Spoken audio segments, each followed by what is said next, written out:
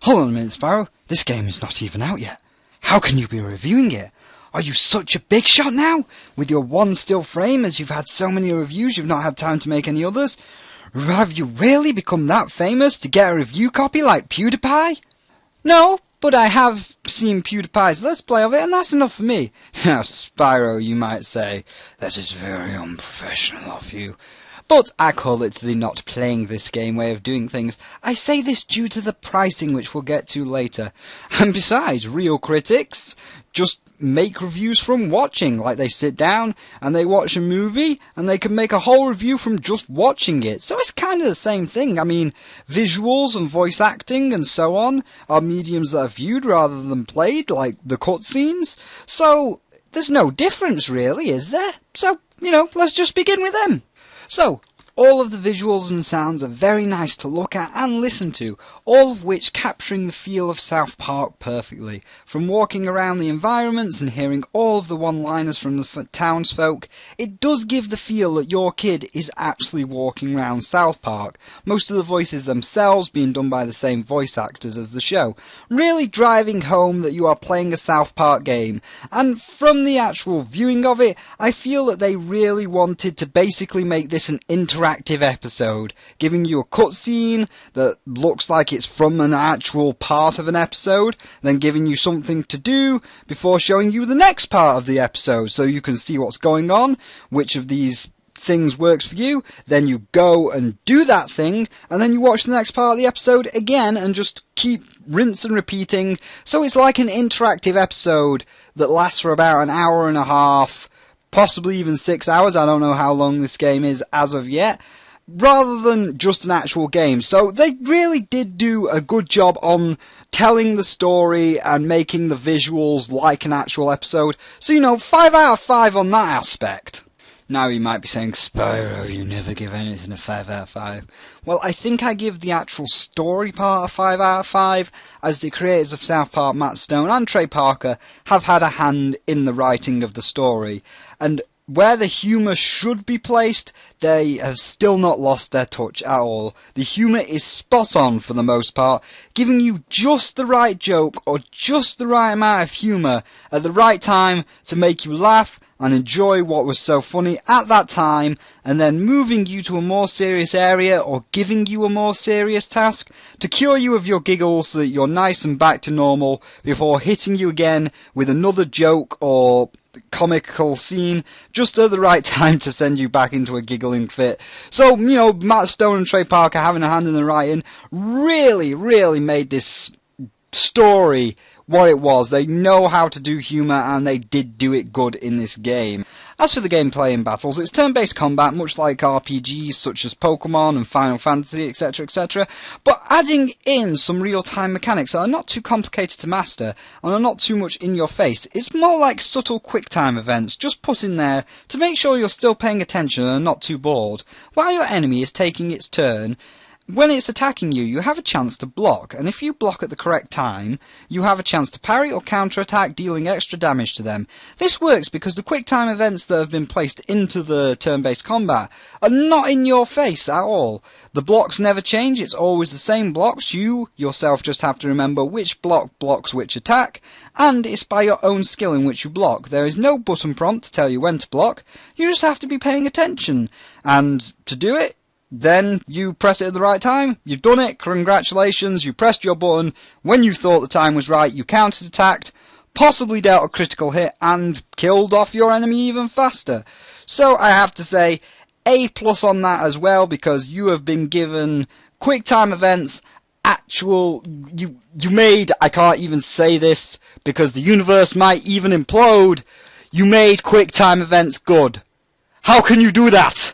Quick-time events are one of the worst things in gaming, and you somehow managed to integrate them into battle. Good? What? No! That's amazing how you've done that, because... I can't even think on that. My head might explode. Let's just move on to the rest of the stuff. However, now we move on to the big point. The point which everything revolves around. The price. This is the reason I'm doing one of these pseudo reviews by Let's Play and not actually playing the game for myself. On Steam, the game is £40. Now you might say that that is a typical price for a AAA title. But is it really though? I mean, I got Lightning Returns for the PlayStation 3 for £35, and I even got a free strategy guide. Whereas here, I'm only getting a handful of ones and zeros in a digital download, no physical disc, no physical strategy guide, and it's £5 more. So the question has to be asked, is it right for a AAA company to charge the same price for the Steam version as a fully boxed version? To which I say no. Ed McMillan himself has shown us this, in which you can buy one of his games, like Isaac, on Steam, with the DLC, for £5, go have fun. Or, if you really want to go all out, then you can buy the Unholy Edition for £20, and the Unholy Edition gives you a physical copy of the disc, a picture of Isaac signed by Team Meat, and a full hardback with all the concept art in it, and developer notes, so you're paying more, but you're getting more in return. Whereas here, you pay £40 for some ones and zeros, or the exact same price for a physical copy of the disc. Whereas in reality, the Steam shirt version should be around £30, then you would pay £10 extra if you wanted a physical copy of the disc and all the extras that come with it. But we all know why they are doing this, as once again, this is not for PlayStation 4, but for PlayStation 3, which in AAA's eyes, because they could not be arsed with backwards compatibility, is obsolete. And so they are here like, oh shit, PlayStation 3 is obsolete, and because there's no backwards compatibility, we're gonna lose money because nobody has a PlayStation 3 anymore, they're obsolete. And so to not lose money, they're making both the Steam version and the physical version an equal price, which is wrong, and is one of the reasons why AAA is failing, but that's a whole other story. So main point, you can't charge the same price for a download in comparison to a physical object. Maybe I've just been spoilt with all of the indie games that have come out recently, but what can I say, a lot of them have been so much better than AAA releases recently, as both the PS4 and Xbone have just been trying to make their consoles PCs and not focusing on making their games better, whereas Nintendo realised that the Wii U is shit idea, and has shifted their focus back to gaming, making their games better and letting you use a Pro Controller rather than that T-Tray. But enough on indie versus AAA for now, because that, again, that's a whole other story. Let's just move on to the final verdict. So my final verdict for this game is a generous 4 out of 5. It has all the right ingredients. Good humour, mocking all of the common RPG tropes, loyal to the original source material, and fun gameplay elements, and a story that does not take itself too seriously. So all of the ingredients for a good game are there. Unfortunately, this recommendation comes with a really big but, and that but is greed. Ubisoft being greedy, charging beyond full price, as Lightning Returns was £35, for a last generation game in which you don't even get the full disc. You are getting a download on Steam, which is ridiculous. But, you know, if you have some money to spare and you want a funny game to entertain yourself with for a while, I would recommend buying a fully boxed copy from a game store, as it's the same price as the Steam version and you're getting more from a game store as you're getting a physical object. However, this argument and this review is completely invalid anyway, as we all know that 90% of you who already saw the Stick of Truth have already gone and pre-ordered the Stick of Truth plus Ultimate Fellow Pack pre-order DLC, because you still trust a AAA. Well, sorry Ubisoft, I learned my lesson when I bought that £500 doorstop that is just there gathering dust, waiting for games to come out for the thing. Oh wait. However, now we move on to the big point, which everything revolves around. The price. Drager's talking to me, by the way. Hi Drager, you're now in this review. Let's go back to... Fucking hell, she's spamming me! She's spamming me! I'll leave this in as a blooper at the end. So what if I can't forget you? Burn my name into your throat and be the fire that'll catch you. I'm so high on Dr. Pepper, it's not even funny. That's great love. Hold on, that's great love.